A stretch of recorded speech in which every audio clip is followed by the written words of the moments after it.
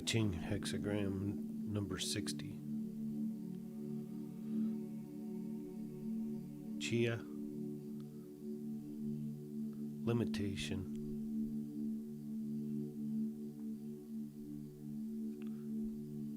Acceptance of limits. This hexagram has to do with placing on ourselves the limits that comprise correct behavior, because we have absorbed ideas from our culture that the I Ching regards as decadent. This hexagram counsels that limits are essential to achieve our goals.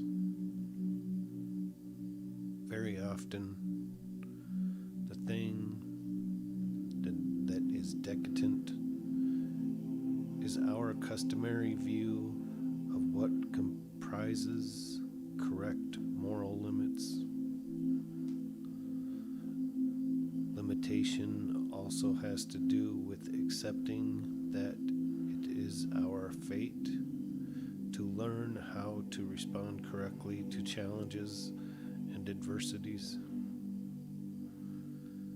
Acceptance means that we cast out any element within ourselves of resistance to having to go through the necessary learning process. We may be willing spiritually, but logic resists. We may have gained assent from logic, but body rebels. We need to gain the willing assent from all parts of ourselves, an assent that is not conditioned and hedging. While there is still a remnant of resistance, we need to impose a discipline that the resisting element may view as galing.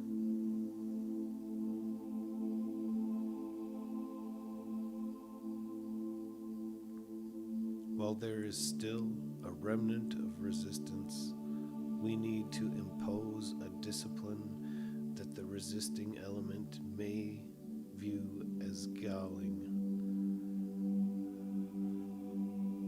The limits we observe have to do with being a wanderer in a strange land. We may not proceed presumptuously as we like or arrogantly. Changes may be achieved only through gaining insight, depending on the penetrating power of inner truth. The way of achieving change at first seems feeble and restrictive,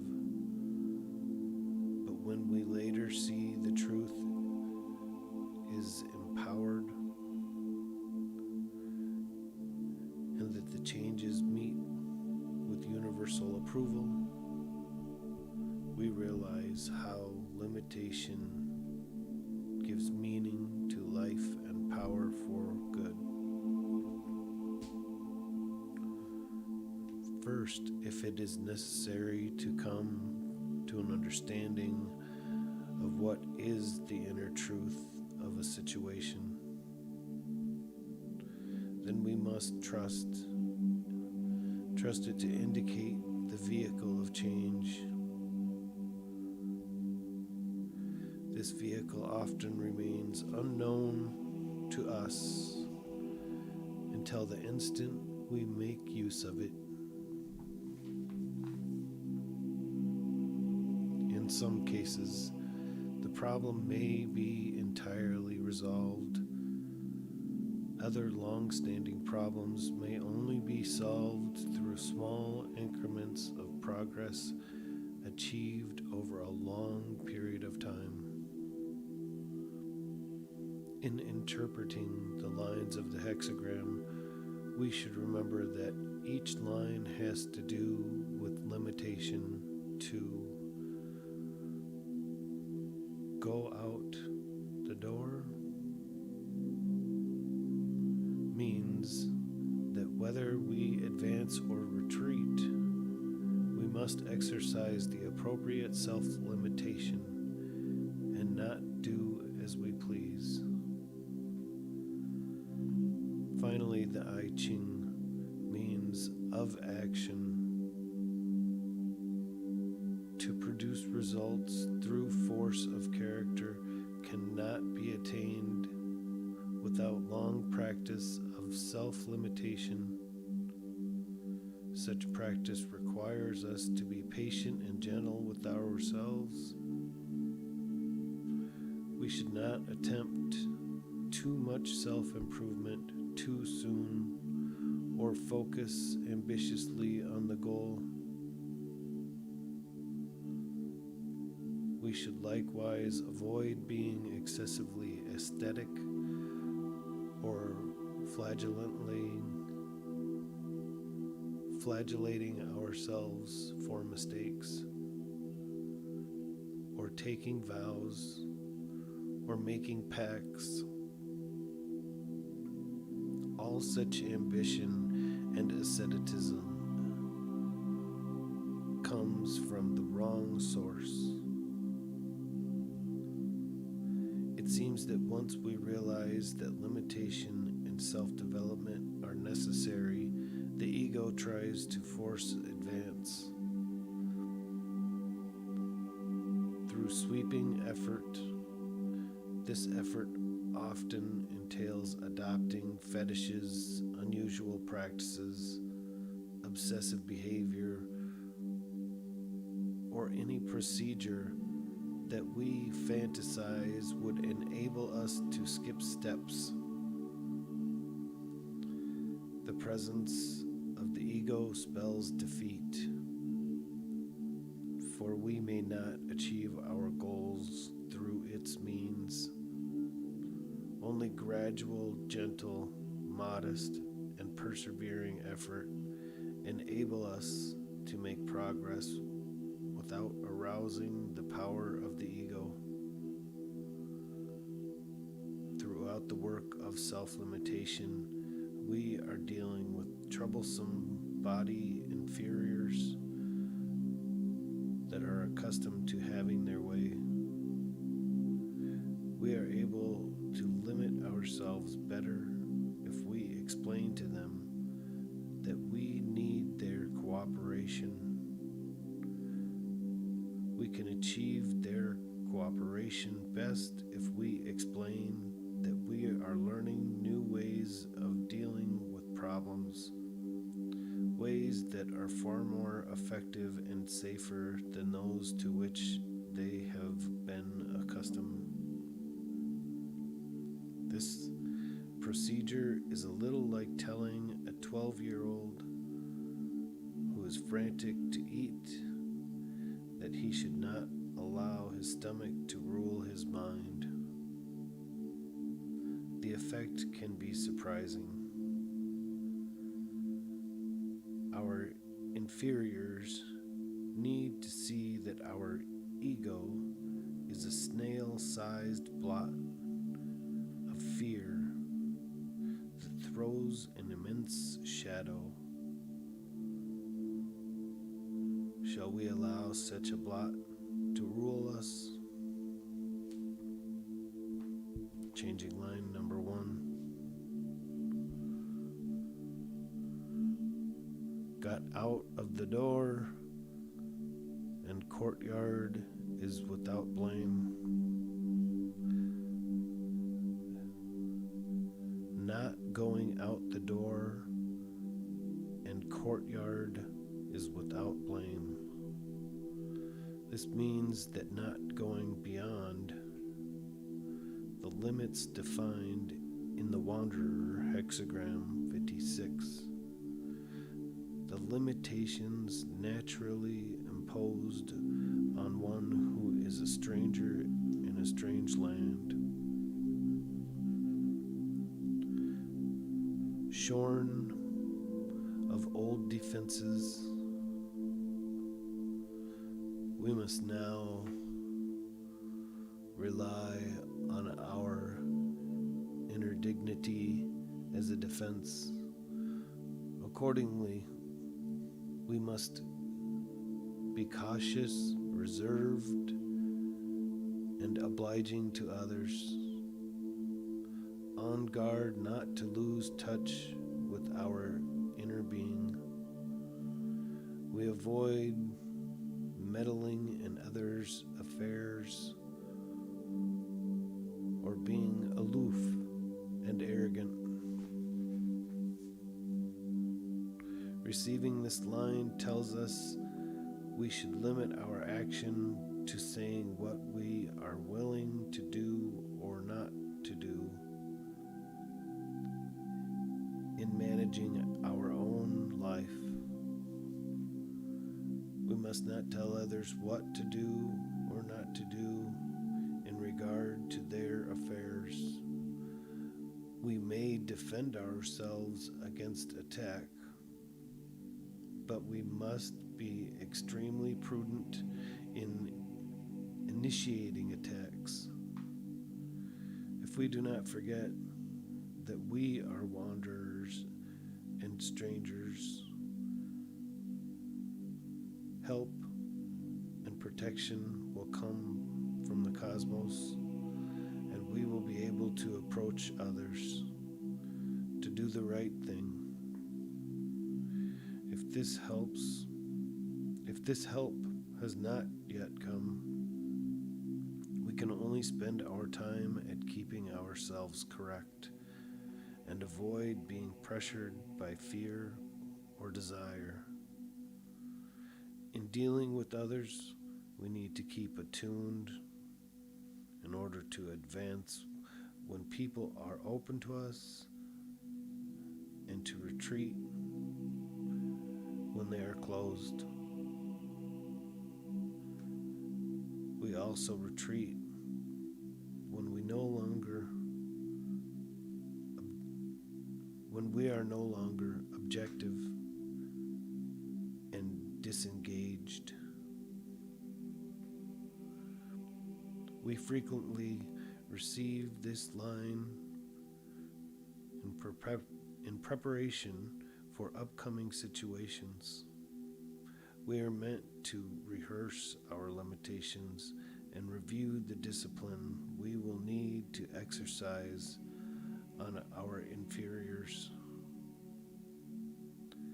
Then in the heat of the moment, we will be able to keep free and spontaneous, impelled to action only by real influences. The reference to real influences means that if we have properly detached from our idea of what to say or do, becoming neutral in attitude, we will be able to see at the right time the real nature of the problem and react to it properly. Changing line number 2. Not giving of the gate and courtyard brings misfortune. Not going out of the gate and courtyard brings misfortune. Our custom is to take matters in hand, to force and to conclusion. Therefore, the action indicated here is to make a constructive retreat, a step-by-step disengagement from the other person's ego, anxiously hesitating to retreat and disengage in distress. I'm going to read changing line number 2 one more time here. That's not going out of the gate and courtyard brings misfortune.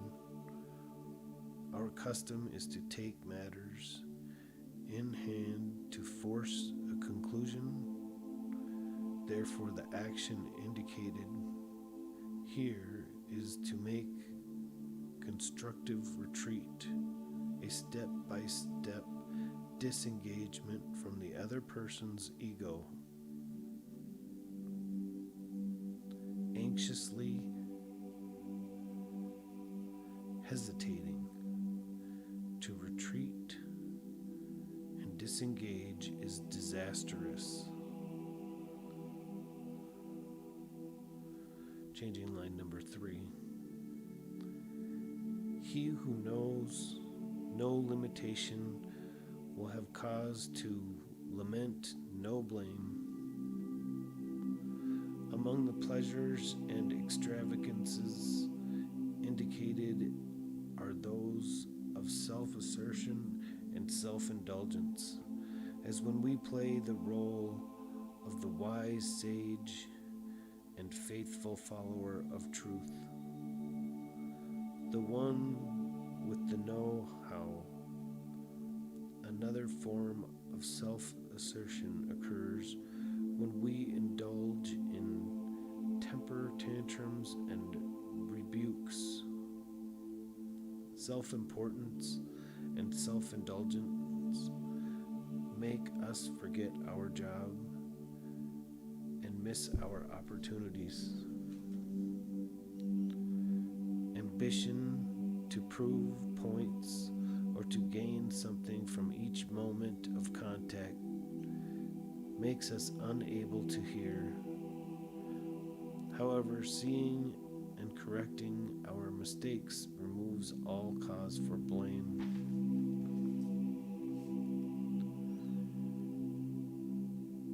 Changing line number 4.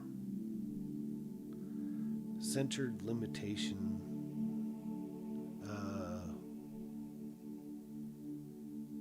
Forgive me.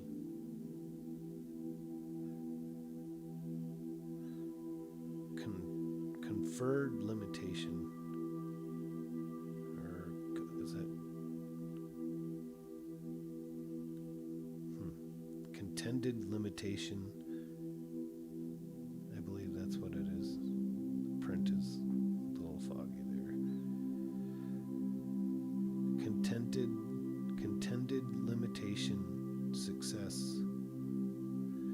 If time is the limiting factor, we should work with time rather than try to force success. Instead of struggling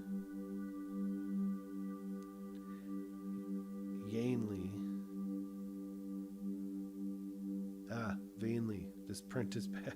Forgive me. Okay, so again, I will read from the beginning of changing line number 4. Contended limitation, success. If time is the limiting factor, we should work with time rather than try to force success.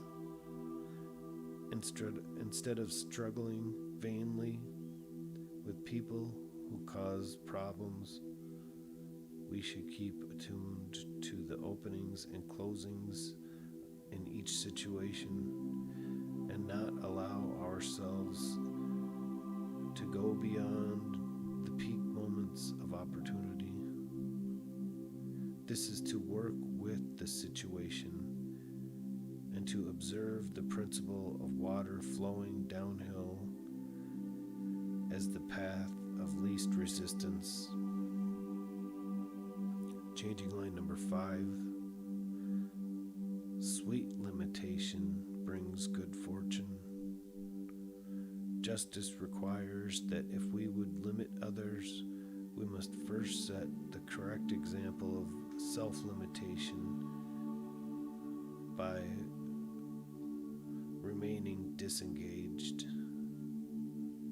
Sweet limitation is also a way of acquiring the willing cooperation of our inferiors by explaining to them in a friendly matter, as one might a child, that we need them to remain disciplined and disengaged, and that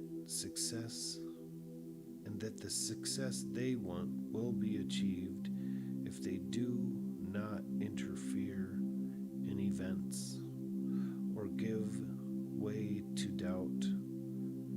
They need to be reminded that the true power for good always accompanies our acquiring inner independence, and that so long as they remain entangled with doubt and fear, inner independence cannot be attained. If they will turn all matters over to the cosmos, inner independence will become possible. Freedom from fear and doubt engages the help of the cosmos, by which all things are made possible. Changing line number 6.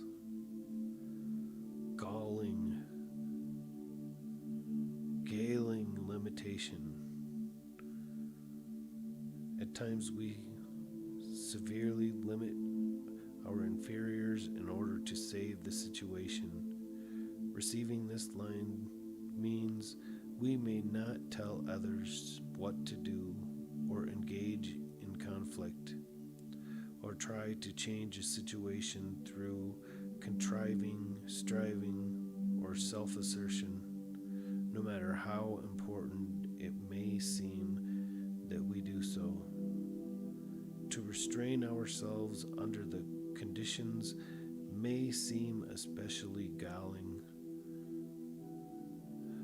but when through such restraint we reach our goal, all cause for remorse at so much self-denial is removed.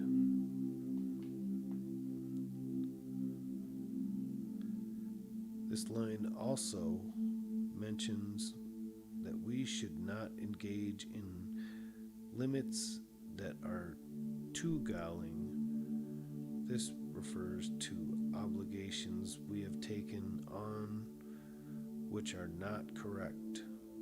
For example, we are never obligated by fate or others to participate in morally inappropriate activities. We may be required to forbear while inappropriate situations go on around us, but we are always free not to participate in them. If those involved in wrong thing are open to why we do not participate or approve, we may or may not explain it, but we should carefully monitor our feelings so that we avoid being drawn into conflict through self-righteous pride or by another's testing to see if we can be drawn into defending one point of view. We are also warned by this line that we should not attempt by applying galling limits to ourselves to achieve giant steps of progress. Even small steps of improvement require all of the limitation and sacrifice we are capable of sustaining. We should therefore be kind and sympathetic to our inferiors while undergo limitations and change. It helps if we express sympathy for heavy burdens we must necessarily place on them. This completes Hexagram 60.